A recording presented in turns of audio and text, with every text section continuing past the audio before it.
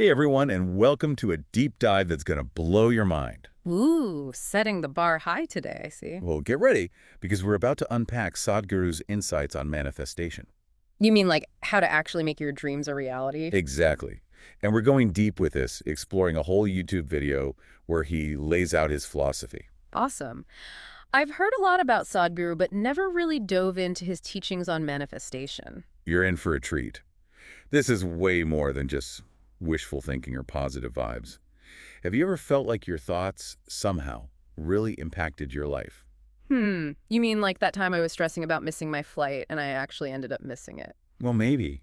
Or think about those times when something amazing happened that you kind of felt like you'd already pictured in your mind.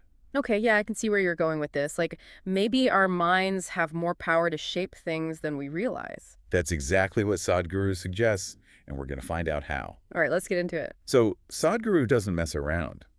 He starts by acknowledging the mind's raw power. Power for good and bad, right? He's not sugarcoating anything. Nope. He's straight up saying everything created on this planet, from like incredible art and music. To sadly, like wars and conflict all started as thoughts. Exactly. Mhm. It's a bit mind-blowing when you think about it that way. It's a lot of responsibility. It makes you realize how important it is to like really learn to control our minds. Absolutely. And that's where things get interesting. Sadhguru uses this analogy of the Kalpavriksha. You familiar with that? The Kalpavriksha. Refresh my memory. It's the wishing tree from ancient Indian tales. Oh, right. The magical tree that grants any wish no matter what it is. Yep. And it's this perfect image of the mind's potential. But here's the catch. In the story, the guy who finds this tree ends up manifesting some pretty scary stuff. Oh no, what happened? Well, he basically lets his anxieties run wild. He accidentally wishes for all the wrong things. Yikes. So it's like having a super powerful tool but not knowing how to use it properly. It can backfire. Exactly. The tree itself isn't good or bad. It just reflects what's projected onto it. And that brings us to a concept I'm sure we can all relate to. The monkey mind. Oh, tell me about it. That feeling of your thoughts bouncing all over the place, never settling down. It's exhausting. It's like our brains are doing mental gymnastics 24/7. So how does this monkey mind mess with manifestation? Think of it like this. If that wishing tree granted a new wish every second, based on whatever random thought popped up, You'd end up with a total mess. Like a room full of random junk you never actually wanted. precisely. The monkey mind scatters our energy, makes our intentions super unclear. We can't manifest anything if we don't even know what we want. So if we want to manifest something specific, we need to teach that monkey to chill out. But how do we even do that? Well, Sadhguru definitely emphasizes meditation, but it's not about becoming a monk or anything. Right, got to keep it practical for us everyday folks. Exactly. There are simple techniques we can use to bring more stillness into our lives. Even just taking a few conscious breaths throughout the day can help. I can definitely get behind that. So less monkey business, more mindful focus, but there's got to be more to it than just being calm, right? Right. Clarity is key. We need a clear picture of what we truly desire, not just a vague, I want to be happy kind of wish. Yeah, that's like going to a restaurant and saying, surprise me. You might end up with something you hate.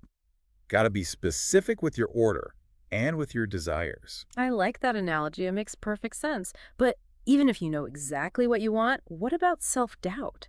What if you just don't believe you can actually achieve it? That's a big one for sure. Yeah. And that's where Sadhguru brings in the idea of faith. Faith, not just in a religious sense, right? It's more about cultivating a deep trust in yourself and the universe's ability to support your dreams. So it's like, instead of focusing on all the reasons something can't happen, you choose to believe it can happen. Exactly. And that shift in mindset alone can be incredibly powerful. Sadhguru tells a story of a simple-minded man who manifested a house just through unwavering faith. Wow, really? Just by believing it was possible. Yeah. It's a beautiful illustration of how belief can sometimes cut through all the mental clutter and open up possibilities. That's really inspiring. But I gotta ask, is believing really enough? Do we need to actually do anything besides sit around and visualize our dream house? That's the million-dollar question. Yeah. Right. And that's where it gets even more interesting. We'll dive into that right after the break. Can't wait. I'm already feeling inspired. Me too. And before we go, don't forget to check out the links in the description for some powerful tools that can help you on your manifestation journey. Awesome. We'll be back in a flash with more from Sadhguru on how to make those dreams a reality. See you soon. All right, we're back, ready to dive back into Sadhguru's take on manifestation. Totally. Last we left off, we were about to uncover the role of action. Hmm. Like, is just believing enough, or do we actually have to do something? Right, get off the couch, so to speak. And Sadhguru is crystal clear on this. He's like, wishing alone won't get you there. Okay, makes sense. It's kind of like you can dream about winning the lottery, but you got to at least buy a ticket, right? It's got to be more than just any action, right? Exactly. It's about aligning your actions with your desires. Sadhguru talks about how a lot of our desires come from wanting things to be pleasant. We want our body to feel good, our mind at ease, our emotions joyful. Okay, yeah, I mean, who doesn't want to feel good? But how does that help us figure out what to do? It's about understanding what those pleasant experiences actually mean to you. He even puts it into words. This pleasantness, if it happens in our body, we call this health and pleasure. If it happens in our mind, we call this peace and joy. If it happens in our emotion, we call this love and compassion. If it happens in our energy, we call this blissfulness and ecstasy. Wow, okay, so it's like instead of just saying, I want a new car, we need to dig deeper. What feeling am I really after? Freedom, adventure, maybe status. Exactly. By getting specific about the feeling we're after, the actions become clearer. If it's freedom you want, maybe that means learning to ride a motorcycle, or even just taking more walks in nature, small steps toward that feeling. That's really practical. It's like, instead of waiting to win the lottery so I can travel, I can start exploring my own city more right now. Baby steps. Love it. Those small aligned actions start building momentum, like a snowball effect. But of course, life doesn't always go smoothly. What happens when we hit a roadblock? Right, like does one bad day mean I've messed up my manifesting? Not at all. Sadhguru actually says challenges are inevitable and even important. He says to see obstacles not as failures, but chances to learn and grow. So instead of getting discouraged, I can ask, what's this teaching me? How can I adjust and keep going? Exactly. And that's where trusting your gut feeling comes in. Sadhguru calls it buddhi, the body's intelligence. It's like a deeper wisdom that goes beyond logic. So not just overthinking it with my brain, but tapping into something deeper. But how do I find that inner knowing? More meditation. Meditation can definitely help, but it can also be as simple as pausing during your day, taking a few breaths, and asking, what feels right now? What action is my heart nudging me towards? Okay, so finding that balance between planning and being open to guidance, acting, but also trusting the flow. Exactly. Which reminds me of something else Sadhguru emphasizes, challenging those limiting beliefs, the I can't do this thoughts that can stop us before we even start. Oh yeah, those are the worst. They can really hold you back. And often those beliefs aren't even true. They're just based on old experiences or what other people have told us. Sadhguru says to question them. Ask yourself, is this really true? Or is it just fear talking? So powerful. It's like we get to choose what story we believe about ourselves. Exactly. And when we choose a story of possibility, that's when manifestation gets really interesting. It becomes less about forcing and more about aligning with the natural flow of life. Now that is inspiring. It's like we're not just trying to bend the universe to our will, but working with it. And for our listeners who are ready to get started, don't forget to check out those links in the description. Lots of cool tools to support your manifesting journey. Awesome. All right, ready for the final part of this deep dive? We're about to uncover even more wisdom from Sadhguru on how to truly manifest what you want. All right, welcome back to our final deep dive with Sadhguru on manifestation. I'm so ready for this.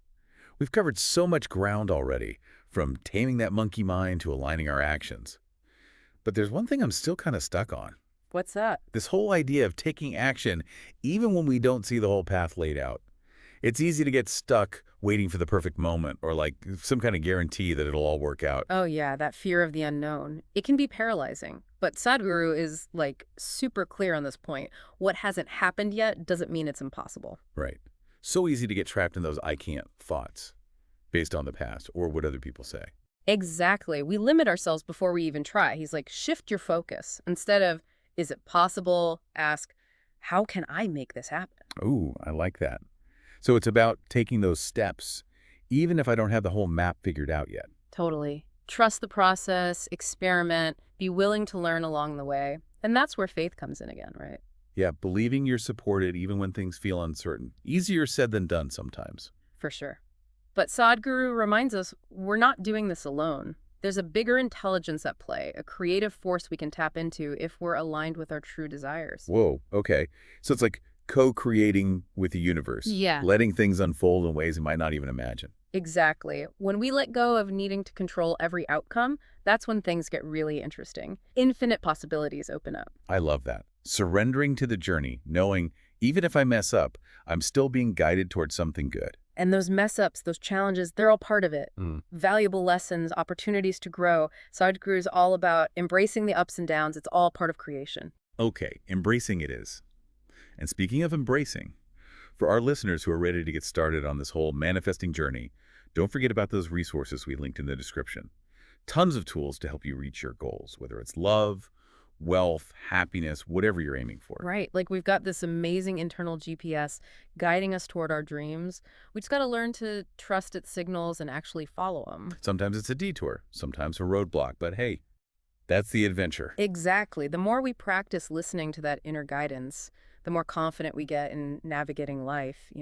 So, wrapping up this deep dive with Sadhguru, the biggest thing I'm taking away is we really do have the power to shape our reality. It's not some magical thing. It's a practice, a skill we can develop. Through awareness, intention, aligned action, it's a journey open to anyone, no matter where they're starting, what they dream of. So go out there, tap into that power, and start creating the life you truly desire. Thanks for joining us on this deep dive. Until next time, keep those monkey minds quiet and those intentions crystal clear.